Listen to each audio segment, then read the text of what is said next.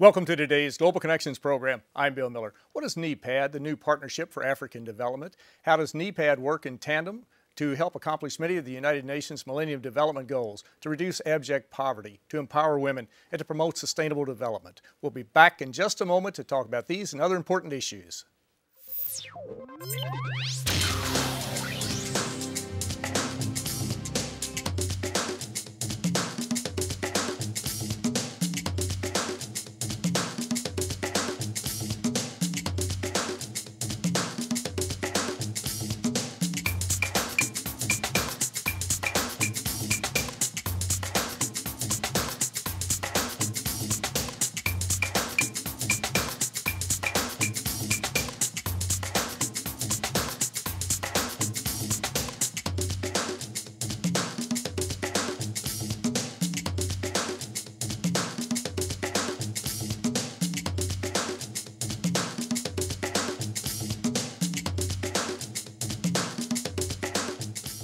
Welcome back to our program. Today we're taking a look at Africa, the 54 African nations, to see what they're doing to help accomplish the Millennium Development Goals, the 8 Millennium Development Goals to reduce abject poverty, to empower women, and to promote sustainable development. My guest today is an expert in this area. My guest today is UN Undersecretary General Maged Abdelaziz.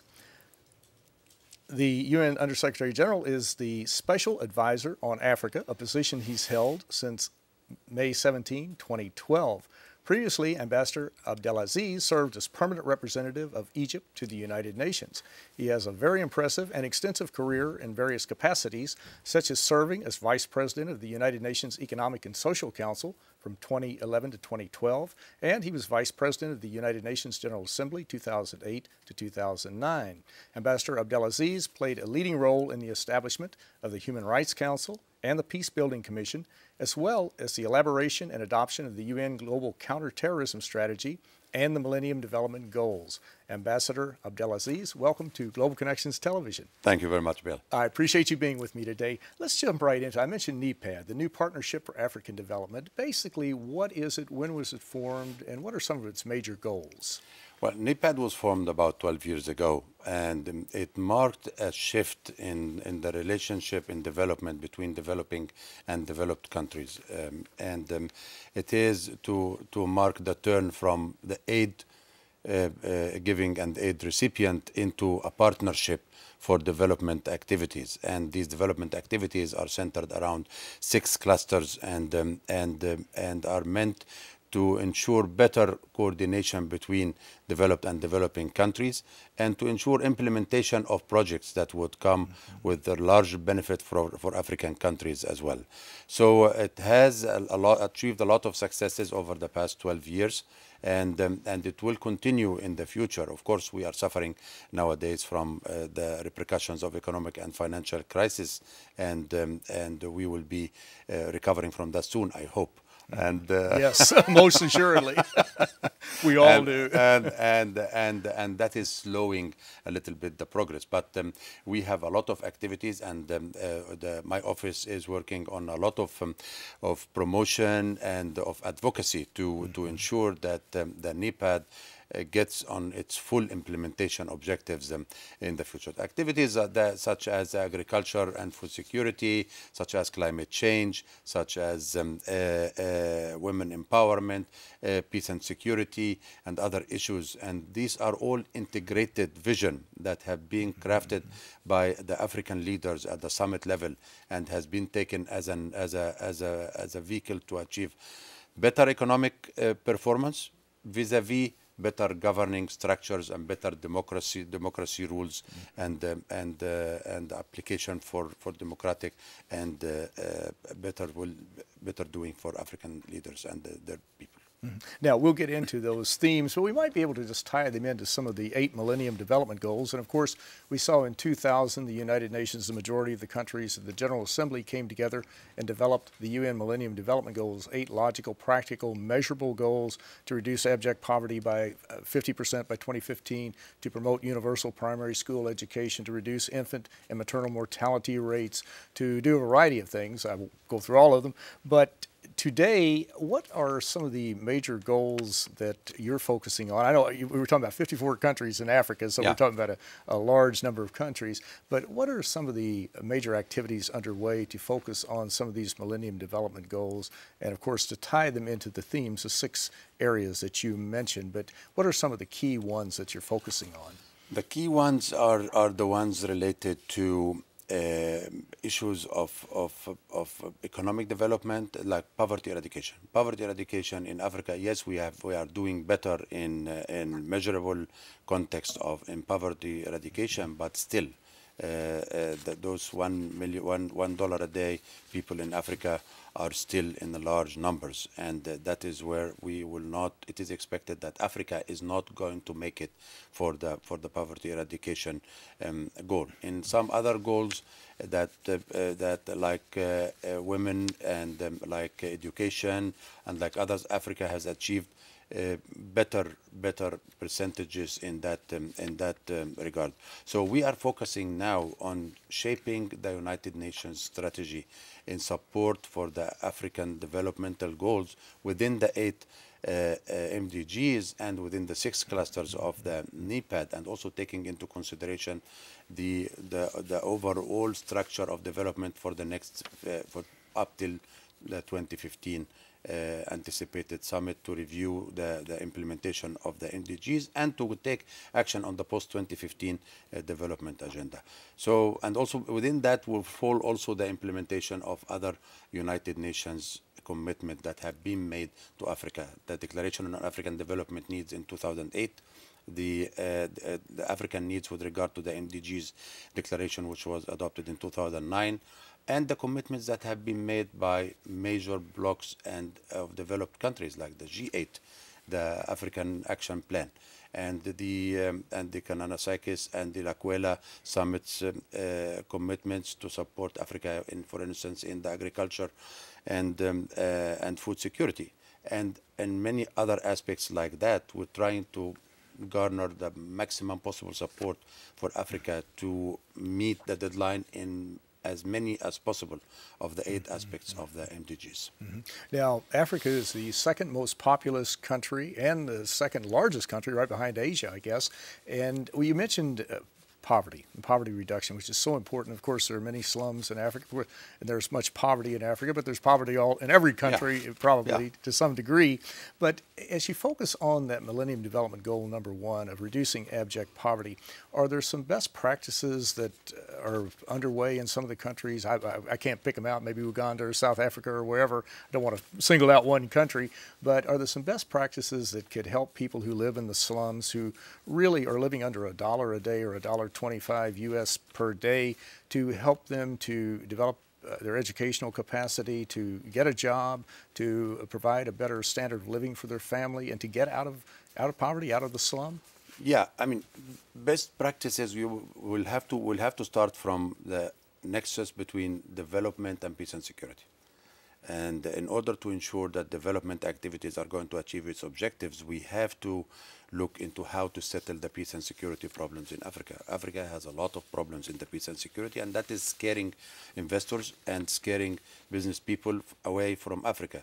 There are some myth that is affecting Africa's capacity and capability in order to attract large investors and large investments that are capable of ensuring employment, ensuring that the market is going to be a productive market, ensuring that the capacity of education is equivalent to the capacity of the market and of the jobs. So there is a lot to be done in this particular capacity. On the other side of the equation about how to ensure that Africa is doing better on the poverty eradication, I think that there is also an element related to governance. And because in some societies and in some countries, you see that the country is making 6% growth or 7% growth, but that does not trickle down to the people. It stops somewhere. And that is where good governance and democratic ruling are essential in order to ensure that the benefits of the economic activities are trickling down to those $1 a day people, and that we are ensuring the achievement of Millennium Development Goal 1. And of course, Africa, I think Africa is one of the richest countries, rich culturally speaking, the countries are, but obviously with natural resources too. There's an immense amount of great natural resources in Africa to be tapped. And of course, as you mentioned, it's a matter of making sure that the people who are involved get the fair distribution. Exactly, and one of the problems that this was touched upon also in Rio Plus 20, that a lot of the natural resources in Africa are being exported as raw material and then being re-imported as products with 10 times the price. So if we ensure that Africa is going to get its full share of industrialization, then these natural resources could be industrialized and then could be better trade between Africa and the outside world, rather than relying only on tapping those natural resources and sending them abroad to be manufactured and then bringing them back and paying dear money for those the same natural resources that came from the same exact land. And that is something that we are working on also in the office. Now, we were talking about the slums, and of course we've seen slums right beside high-rise apartments in South America and Africa and other areas. I saw some statistics, I believe, within a not too distant future, that the megacities, which are increasing quite dramatically. In 1950, New York City was the only megacity in the world, as I recall, and now today you've got megacities, but something like 18 or 19 of the top 23 or 24 will be in Africa. That's going to provide a tremendous challenge for the African leaders and the people to develop educational facilities, to develop healthcare facilities, to provide basic infrastructure with roads and bridges and that type of thing. And they're moving in that direction, I assume, to plan for this influx, which is already well underway, absolutely, as you know, with Cairo and Nairobi and a variety of other cities. Yeah, no, absolutely. I mean, this is the aim. The aim also should be bigger. What I would see is that the aim of bigger integration in Africa. In Africa, we have of course the African Union, which is the mega organization that we are dealing with every day. But also there are the regional economic communities, and those that are SADC, ECOWAS, Eastern Africa, and those regional economic communities must get their full strength, because they provide the base and the grassroots for economic integration and the economic. These are countries that are coming from the southern of Africa, some countries coming from the western or from the eastern or the central or the north, and they are all within their region. They have their own common objectives, and they are more integrated within the perspectives. But we want those 8 regional economic communities, 6 of them are economic and 2 are political, to be the basis for more integration in Africa, and to have Africa turn one day like the European Union. Of course, it's difficult nowadays with all the problems that I mentioned on the peace and security aspects and on the economic front. But on the long run, we hope that this kind of integration, even integration between separate sub-regional organizations, and then overall integration of Africa, that could be one of the major objectives. I hope that it will be done in our lifetime. Well, you're watching Global Connections Television, which is an independently produced program. The opinions expressed on Global Connections are solely those of the moderator and his guests. We'll be back in just a moment after this important message.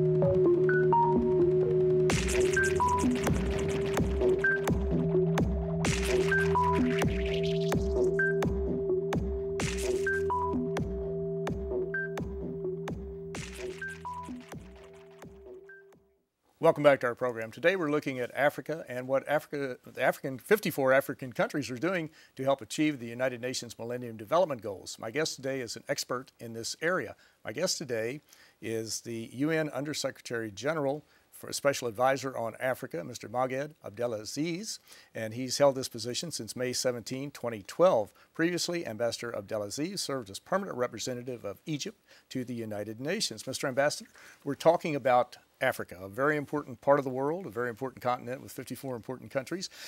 Before we get away, though, from the Millennium Development Goals, I know we have several other things, but the Millennium Development Goals were set on a track, a 15-year track, to achieve these, such as reducing abject poverty, promoting sustainable development from 2000 to 2015.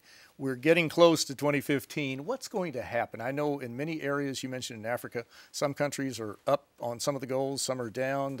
It's mixed in many areas, and that's true all around the world. But what will happen after 2015, post-MDG, shall we say, or not post-MDG, post-2015? There is a question mark about the post-2015 development agenda, and that's why the Secretary General have formed a high-level panel of 27 members, headed by the Prime Minister of the United Kingdom and the President of Liberia and the President of Indonesia. And this panel is going to present proposals for what should the United Nations do after 2015, based on the progress that have been achieved in the implementation of the Millennium Development Goals and on the progress that have been achieved in the Rio Plus 20 Conference on Sustainable Development. Of course, within Africa, we think that the Millennium Development Goals should continue to exist, but with such modifications so as to make them compatible with the realities of the time. I mean, what has been shaped in 2000 is not what will be shaped in 2015. There are some goals that have been achieved. This we can work on replacing them, but there are those who have not been achieved, and we will have to reinvigorate the work of the United Nations in support of African Union and the Economic Commission of Africa and the African Development Bank towards its full implementation. So this whole vision will become much more clearer in May in 2013. And it will start a discussion within the General Assembly on slight modifications before we approve them by the end of 2013, so that it will be ready for implementation in 2015. So they're not just going to fade away. They're going to be there, and we'll work on them They're in the future. going to be there, and we are going to be there to implement them, I hope. Exactly, right. These are ongoing challenges. Exactly. We can't accomplish them overnight. No.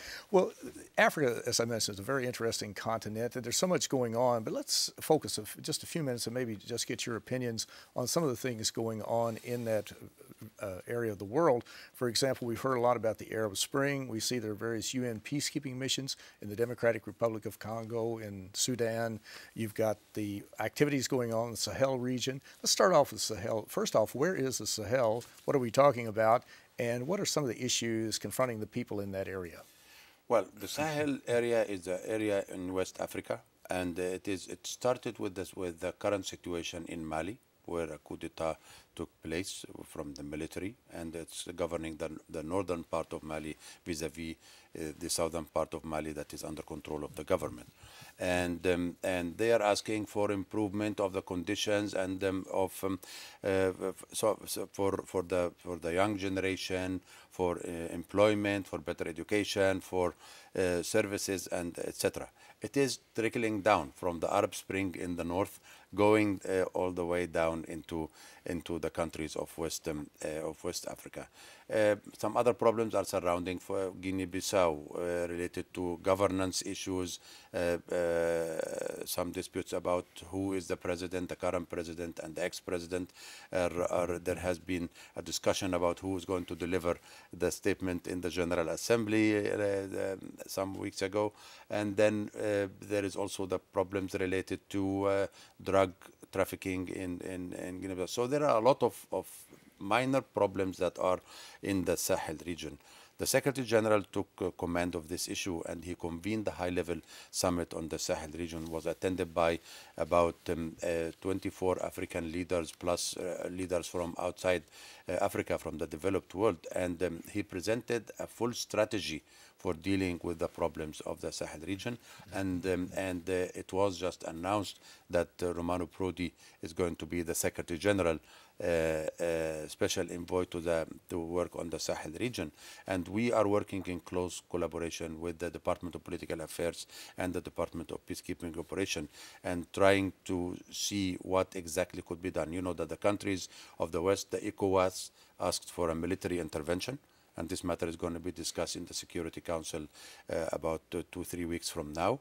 And we will be assessing the situation on the ground based on the information that are coming from our political mission there. Mm-hmm. Now, we were talking about a lot of the important issues confronting Africa, and of course, you mentioned earlier about the UN sponsoring the Rio Plus 20 conference, which was June 20th through the 22nd, 2012 in Rio de Janeiro. Right. And the scientific data put out by the Intergovernmental Panel on Climate Change, 97% of the climate scientists in the world believe that climate change is taking place. It is very important, and I know in Africa, Lake Chad years ago was the size of a football field. Today, it's the size of a football, according to the folks who study these activities. But this is an extremely important issue. We see that the desertification is taking place. We've seen slashing and burning activities. People, as we produce more and more people, 7 billion people, that people are using the land. You've got a situation where as this desertification is moving, we're losing crops, the weather, climate is changing. There are just a variety of things happening. What are some of the issues? I'm sure that probably all 54 countries in Africa are having some form of climate change occur within their country. What are some of the initiatives that are underway to combat this problem, to confront the problem, and hopefully to reverse it, or at least slow it down? Well, Africa has been pioneer on this issue because prior to Rio Plus 20, Africa was the only continent that had a unified position that is approved at the summit level on the issues before the Rio Plus 20 conference. Africa was among the pioneers in supporting the turn into green economy and the control over the green gas emissions. Africa was pioneering in requesting the strengthening of UNEP capacity in addressing issues of climate change. Africa has been showing all kind of flexibility in the negotiations in the UNFCCC on adaptation and on other measures that are needed to take in order to control the climate change situation. But these kind of changes will have to be put into action, and that is where it comes to the implementation of what we agreed on Rio Plus 20. What we agreed in Rio Plus 20 is a very detailed plan on energy. How do we use energy without harming the environment? On agriculture, and how do we use agriculture and not to use agriculture for methanol or for other energy product that is contrary to the natural resources that we have. And it came out also with plans to strengthen UNEP, and we'll have to see how these plans are going to progress, and the resolution is going to be adopted by the General Assembly toward the end of this session. And it established something called the High-Level Political Forum to strengthen the political organ that is dealing with sustainable development goals of the whole universe, particularly the developing countries, and with the support of the developed countries. So there is a lot of drive into issues of climate change. Of course, I usually say that Rio Plus 20 is not about climate change alone. It is about sustainable development with its economic, social, and environmental pillar, because there are 3 pillars of sustainable development. It's not only climate change.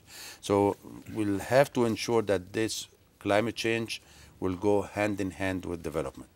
It will not stop if development stops, but will go hand in hand with development, meaning that we'll have to push the development further in order to catch up with the climate change. Exactly. It's not as simple as just one item. They're interlinked for sure. Yeah. Well, let's talk a little bit for a moment about the African countries. What role do you see African countries playing in the future as we move well into the 21st century? Very briefly, before we run out of time, I want to get your opinion on that. No, African countries are going to play a better role if they were given chance, for instance, to become permanent members in the Security Council, if and when the Security Council reform process is going to be done. African countries, if you look at the reports of the World Bank, you will see that among the 10 best development countries, there are 7 out of Africa. So Africa is growing fast, and Africa is becoming a center of attention in the next phase. So we would hope that we will be able to play both political and economic leadership in the future. Nowadays, we have only one African country member of the G20, which is South Africa. We hope that in the G20, over the next 5 years, there will be 4, 5, 6 African countries that can match the commitment and the leadership in the economic sphere. As much as we hope that we will have 2 permanent seats in the Security Council with the veto right, and that African countries can play its role in the peace and security as well.